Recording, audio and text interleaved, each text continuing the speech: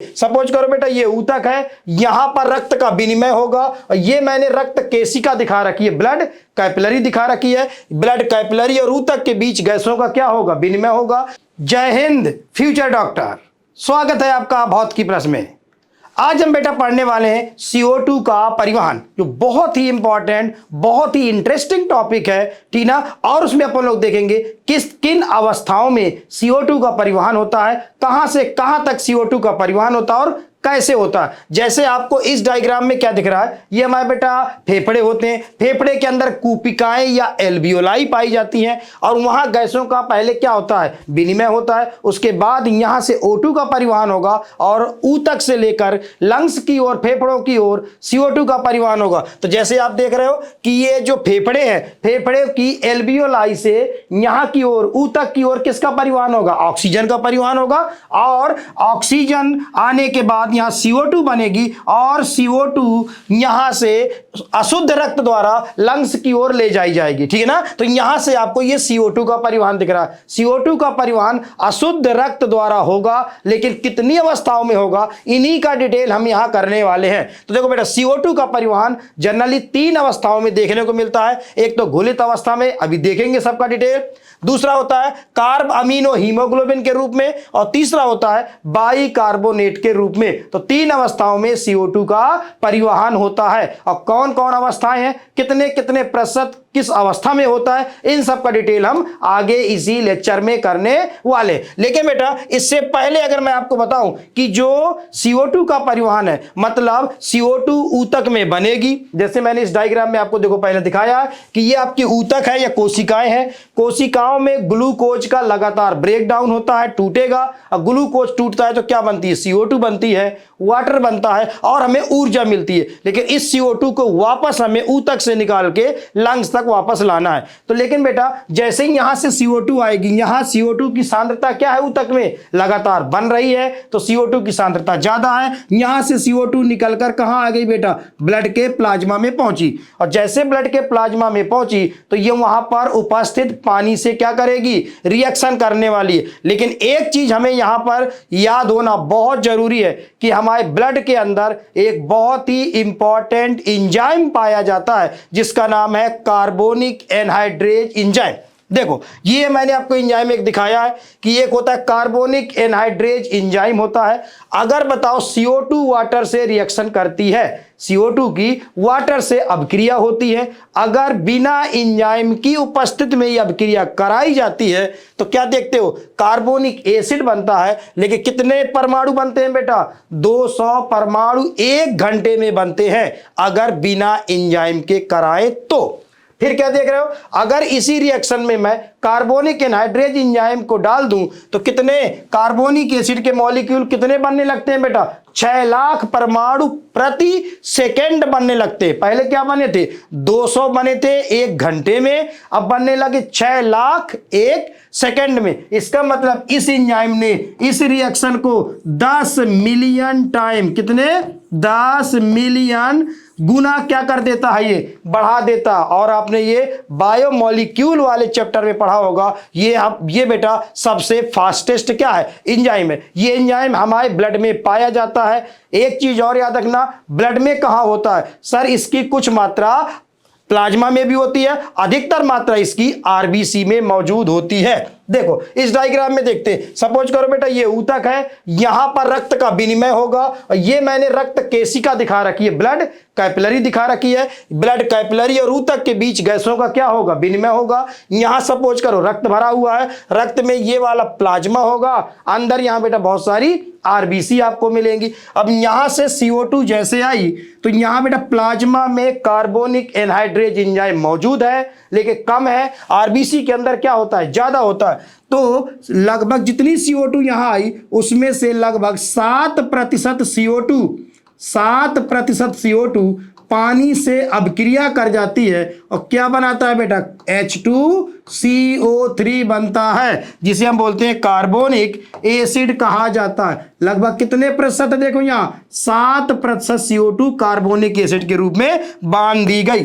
अब बकाया 7% CO2 ही plasma में पाए जाने वाले पानी से रिएक्ट कर पाई। क्यों, क्योंकि यहां पर सर जो कार्बोनिक एनहाइड्रेज एंजाइम है जिसे मैं Ca लिख रहा हूं ये कम मात्रा में और ज्यादा मात्रा में एंजाइम कहां मौजूद है, आरबीसी के अंदर मौजूद है। तो जैसे आरबीसी के अंदर मौजूद है तो ये बेटा आरबीसी के अंदर लगभग 93% CO2 कहां चली गई, आरबीसी के अंदर चली गई। क्यों? क्योंकि आरबीसी के अंदर कार्बोनिक एनहाइड्रेज की मात्रा ज्यादा है और जैसे CO2 पहुंची उसमें से 70% CO2 आरबीसी के अंदर उपस्थित वाटर से रिएक्शन करेगी, पानी से रिएक्शन किया और पानी से रिएक्शन करने के बाद यहां कंपाउंड बना वही H2CO3 बना, लेकिन जो आरबीसी के अंदर किसकी प्रेजेंस में बना बेटा, किसकी उपस्थिति में बना, Ca एंजाइम की उपस्थिति में बना। और जैसे H2CO3 बना ये अनस्टेबल कंपाउंड है और तुरंत ये टूट जाएगा H+ आयन और HCO3- आयन में तुरंत आरबीसी के अंदर ये टूट गया। अब हम क्या देख रहे हैं कि आरबीसी के अंदर जो CO2 गई थी उसमें से 70% CO2 पानी से अभिक्रिया कर गई और H2CO3 बना, वो तुरंत H+ आयन और HCO3- आयन में टूट गया। अब आरबीसी के अंदर इतने सारे H+ आयन बनना शुरू होंगे, लेकिन बेटा अगर हमारे ब्लड में H+ आयन बढ़ने लगे तो हमारा पीएच तुरंत क्या हो जाएगा, गिर जाएगा। और ब्लड का अगर पीएच गिर गया तो आपके अंदर पाई जाने वाला जो कार्बोनिक एनहाइड्रेज है वो एंजाइम काम करना बंद कर देगा। तो हमारे ब्लड का पीएच मेंटेन रहे, पीएच बना रहे, हम H+ आयन को फ्री ऐसे नहीं छोड़ सकते। और आपको पता है ये जो बेटा हमारा रक्त आया था ना, ये रक्त जो ऊतक की ओर आया शुद्ध रक्त आया था और शुद्ध रक्त क्या लेके आया होगा, ऑक्सीजन लेके आया होगा। जो हीमोग्लोबिन है वो क्या लेके आता है बेटा, ऊतक की ओर क्या लेके आता है, ऑक्सीजन लेके आता है और लेके क्या जाएगा, CO2 लेके जाएगा। और ऑक्सीजन कौन लेके आता है, लगभग 97% ऑक्सीजन का परिवहन हीमोग्लोबिन लेके आया। अब बताओ जैसे ही यहां पर देखो CO2 पहुंची, H+ आयन बढ़े, हीमोग्लोबिन के पास जो ऑक्सी हीमोग्लोबिन है उसके पास अगर CO2 की मात्रा बढ़ने लगती है, H+ आयन की मात्रा बढ़ने लगती है तो हीमोग्लोबिन की ऑक्सीजन से पकड़ने की क्षमता कम हो जाती है और तुरंत ये हीमोग्लोबिन टूट जाएगा। हीमोग्लोबिन अलग, ऑक्सीजन क्या हो जाएगी, अलग। और ये ऑक्सीजन यहां ज्यादा है और कहां चली जाएगी बेटा, सेल के अंदर। ठीक है, तो हीमोग्लोबिन फ्री हो गया। जैसे हीमोग्लोबिन फ्री हुआ तो ये जो H+ आयन यहां घूम रहे थे, इस H+ आयन को तुरंत किससे बांध दिया जाता है, हीमोग्लोबिन से बांध दिया जाता है। किसको बेटा, H+ आयन को हीमोग्लोबिन से बांध दिया जाता है। और ये हो गया हीमोग्लोबिन, ये हो गया हीमोग्लोबिन और मैंने इसको क्या बांध दिया, इससे H+ आयन को बांध दिया। इस कंपाउंड का नाम होता है हीमोग्लोबिनिक अम्ल। क्यों? क्योंकि H+ आयन अगर स्वतंत्र अवस्था में रहेगा तो पीएच घटा देगा, अब स्वतंत्र अवस्था में नहीं है, HB के रूप में आ गया, हीमोग्लोबिनिक अम्ल के रूप में आ गया, जिससे पीएच बहुत ज्यादा घटने वाला नहीं है। अब बताओ HCO3- आयन है, ये HCO3- आयन इतने ज्यादा बने ये आरबीसी से कहां कूदने लगे बेटा, HCO3- आयन आरबीसी से कहां आने लगे, बाहर आने लगे। सपोज करो किसी सेल से अगर कोई आयन बाहर आता है तो बदले में आयनिक साम्यता को बनाए रखने के लिए कोई ना कोई आयन अंदर भी जाना चाहिए। तो हमें पता है बेटा हमारे ब्लड में क्या पाया जाता है, नमक पाया जाता है, मतलब NaCl होता है। ये देखो NaCl है, ये NaCl है, इसमें plus minus plus minus plus minus. ठीक है, जैसे HCO3- बाहर आया, ये माइनस चार्ज है और Na तुरंत इससे जुड़ जाता है, सोडियम इससे तुरंत जुड़कर क्या बनाता है, सोडियम बाइकार्बोनेट का निर्माण कर देता है। और बकाया फ्री कौन हो गए, Cl आयन। और Cl आयन जैसे फ्री हो गए, Cl आयन की अकेला था, ये छूट गया सोडियम से, तो Cl आयन बाहर ज्यादा थे, तो Cl आयन- आयन कहां जाने लगा, आरबीसी के अंदर। क्यों, अदला बदली की गई, HCO3 एक माइनस आयन बाहर आएगा तो बदले में एक सोडियम आयन अंदर जाएगा। और आरबीसी के अंदर क्लोराइड आयन का अंदर जाना, आरबीसी के अंदर क्लोराइड आयन का जाना कहलाता है क्लोराइड शिफ्ट। क्या कहलाता है बेटा, क्लोराइड शिफ्ट कहलाता है। इसी को बेटा हम बोलते हैं क्लोराइड शिफ्ट, क्लोराइड शिफ्ट कहलाता है, क्लोराइड शिफ्ट कहलाता है, क्लोराइड शिफ्ट। या इसी का एक नाम साइंटिस्ट के नाम पर है, हैमबर्गर शिफ्ट कहलाता है, हैमबर्गर शिफ्ट भी कहलाता है। क्या कहलाता है? क्लोराइड शिफ्ट या हैमबर्गर शिफ्ट कहलाता है। क्लोराइड शिफ्ट क्या है?